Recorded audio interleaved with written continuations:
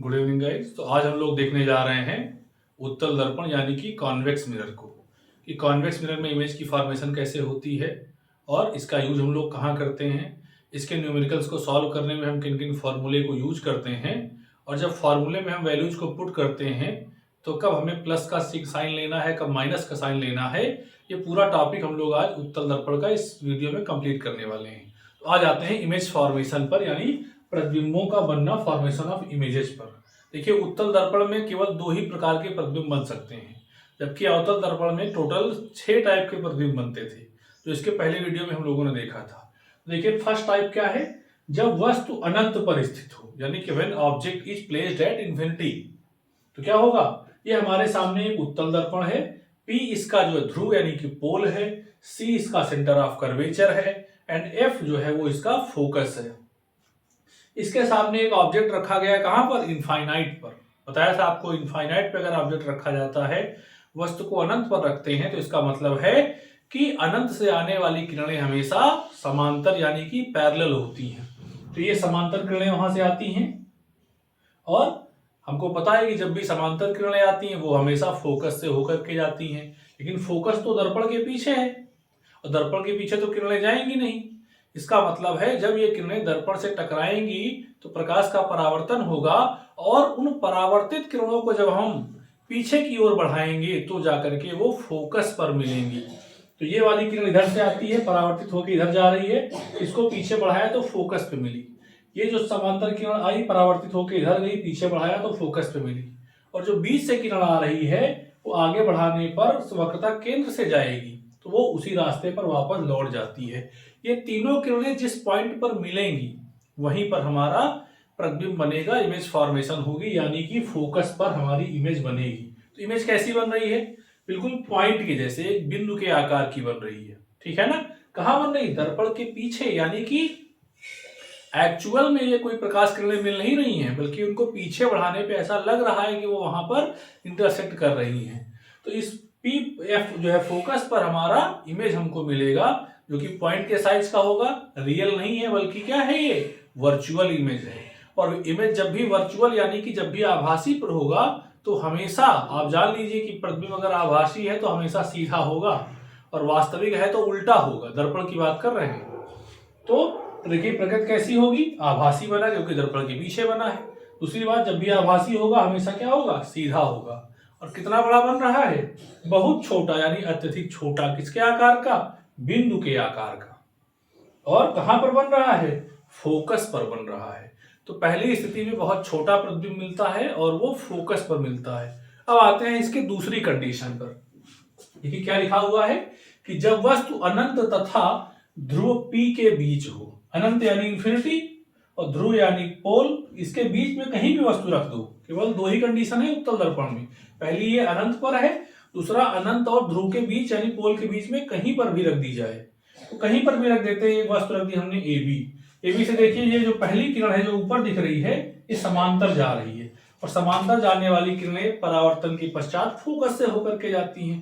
तो ये इधर परावर्तित हो गई, इसको पीछे बढ़ाया तो देखिए ये जाकर के फोकस पे मिल रही है। दूसरी किरण जो ऐसे जा रही है, इसको जब आगे बढ़ाया गया तो देखा गया कि ये उसी से जा रही है, यानी वक्रता केंद्र से गुजर रही है। और नियम कहता है वक्रता केंद्र से गुजरने वाली प्रकाश किरण अपने मार्ग पर वापस लौट आती है। तो यानी जिस रास्ते से गई है उसी रास्ते पे वापस आ जाएगी। तो एक किरण तो हमारी इधर जा रही, दूसरी किरण इधर जा रही, इधर तो कहीं काटेगी नहीं। जब इनको पीछे बढ़ाया गया तो पीछे बढ़ाने पर ये एक पॉइंट पर एक दूसरे को काट रही है, इंटरसेक्ट कर रही है। जहां पे काट रही है उसी पॉइंट को हम मुख्य अक्ष से मिला देंगे, तो ये हमारा प्रतिबिंब बन गया। कहां बन रहा, दर्पण के पीछे, यानी आभासी होगा। कैसा है, सीधा प्रतिबिंब बन रहा है।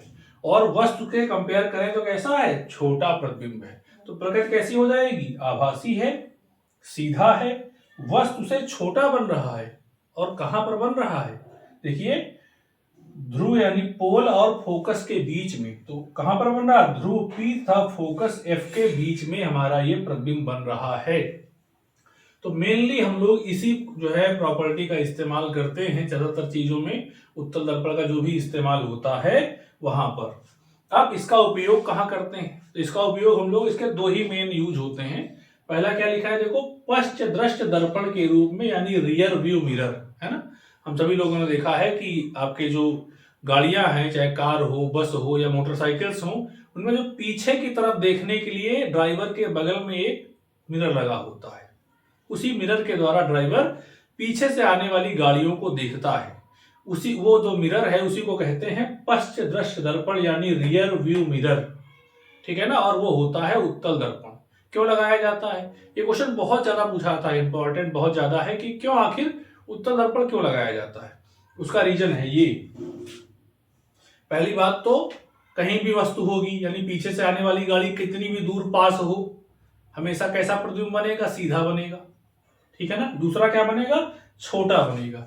जब सीधा बनेगा, दूसरा छोटा बनेगा, तो इससे क्या होगा कि दर्पण में वो जगह कम घेरेगा। कम जगह घेरेगा तो ज्यादा गाड़ियों का प्रतिबिंब उसमें बन सकता है। तो पीछे से अगर मान लीजिए 4-6 गाड़ियां आ रही तो 4-6 गाड़ियां सब हमको दिख जाएंगी, ठीक। इसलिए वहां पर उत्तल दर्पण का इस्तेमाल किया जाता है। अगर हम अवतल का इस्तेमाल कर लेंगे तो क्या होगा? अवतल दर्पण में तो जैसे जैसे दूरी घटती बढ़ती है उससे वस्तु का जो आकार है वो भी घटता बढ़ता है, साथ में कभी उल्टा बनता है कभी सीधा बनता है, तो उससे ड्राइवर के मन में कंफ्यूजन क्रिएट हो जाएगा। इसलिए उत्तल दर्पण का इस्तेमाल किया जाता है। समतल दर्पण का क्यों नहीं किया जाता है? क्योंकि समतल दर्पण में जितनी बड़ी वस्तु होती है उतना ही बड़ा प्रतिबिंब बनता है। यानी अगर एक बड़ा सा ट्रक पीछे आ रहा है तो ट्रक के आकार का ही प्रतिबिंब बनेगा, तो उससे तो पूरा दर्पण भर जाएगा हमारा। तो अगर ट्रक के अलावा कोई दूसरा व्हीकल आ गया, कोई दूसरी गाड़ी आ गई, तो वो हम नहीं देख पाएंगे। इसलिए उत्तल दर्पण का इस्तेमाल किया जाता है कि प्रतिबिंब सीधा बनता है और आपका छोटा बनता है। तो सीधा बनता है तो हमें कंफ्यूजन नहीं रहता, छोटा बनता है तो इससे और ज्यादा कई गाड़ियों की इमेज उसमें आ सकती है, ठीक है ना। दूसरा यूज क्या है इसका? सड़क किनारे लगी लाइटों में परावर्तक पृष्ठ के रूप में, ठीक है। ये क्या करता है? लाइट को देखिए, लाइट इसके ऊपर पड़ रही है, यहां से देखिए लाइट पड़ रही है, लाइट को फैला रहा बाहर की तरफ, तो लाइट को फैलाने का काम करता है। लाइट को फैलाएगा तो सड़क किनारे जो लाइट लगाई जाती हैं वहां हम क्या चाहते हैं कि वो लाइट जितनी ज्यादा दूर में फैल जाए। दूर में फैलने से क्या होगा? हमको लाइट फिर दूर दूर लगानी पड़ेगी, बहुत ज्यादा हमको पास पास नहीं लगानी पड़ेगी, जिससे हमारा खर्चा बच जाएगा, ठीक। इसलिए जो हमारे सड़क के किनारे स्ट्रीट लाइट्स होती हैं उनमें बल्ब के पीछे जो पृष्ठ होता है, जो सरफेस होता है, वहां पर आपका उत्तल दर्पण के रूप में उस पृष्ठ का इस्तेमाल किया जाता है।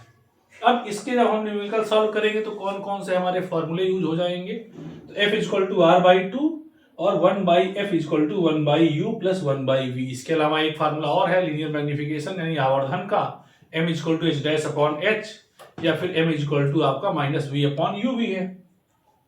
अब हम जब भी उत्तल दर्पण के क्वेश्चन को सॉल्व करेंगे तो हमको किस चीज का साइन माइनस में लेना है, किसका प्लस में लेना है, ये बहुत इंपॉर्टेंट है जानना। तो देखिए U जो हमारा है, वस्तु की दूरी ऑलवेज नेगेटिव। प्रतिबिंब की दूरी, देखिए उत्तल दर्पण में क्या है, प्रतिबिंब हमेशा इस तरफ बनेगा, इस तरफ बनेगा तो ये हमेशा आपका पॉजिटिव रहेगा, ठीक है ना, ऑलवेज पॉजिटिव रहेगा। फोकस दूरी, देखिए फोकस कहाँ है? दर्पण से अगर हम देखें तो इस तरफ है, राइट हैंड साइड में। राइट हैंड साइड की चीजें प्लस होती हैं, लेफ्ट हैंड राइट साइड की चीजें माइनस होती हैं, तो इसलिए F आपका प्लस होगा। R वक्रता त्रिज्या P से C की दूरी, इसी को R कहते हैं, वक्रता त्रिज्या centre radius of curvature, positive हो जाएगी। H वस्तु हमेशा सीधी रखते हैं, पॉजिटिव हो जाएगा। H' प्रतिबिंब हमेशा सीधा बनता है तो वो भी प्लस होगा। और जो आपका M है यानी आवर्धन ऑलवेज लेस देन 1 होगा, क्योंकि हमेशा छोटा प्रतिबिंब प्राप्त होता है। तो इस प्रकार से मैं एक बार साइड हो जाता हूं, आप सभी लोग एक इसका स्क्रीनशॉट ले लीजिए ताकि आपके पास उत्तल दर्पण से रिलेटेड पूरा कंटेंट जो है वो एक ही फोटो में आप कवर कर सकते हैं, ठीक है ना। तो आप लोगों ने इसका जो है स्क्रीनशॉट ले लिया होगा। तो लगातार हमारे साथ इसी तरह जुड़े रहें और लगातार वीडियोज आपको अवेलेबल होते रहेंगे। इनको पढ़ करके आप किसी भी ऐसे एग्जाम में जिसमें साइंस का पोर्शन आता है, जिसमें फिजिक्स का पोर्शन आता है, उस एग्जाम को आप इजीली क्रैक कर सकते हैं। Thank you so much for connecting with us.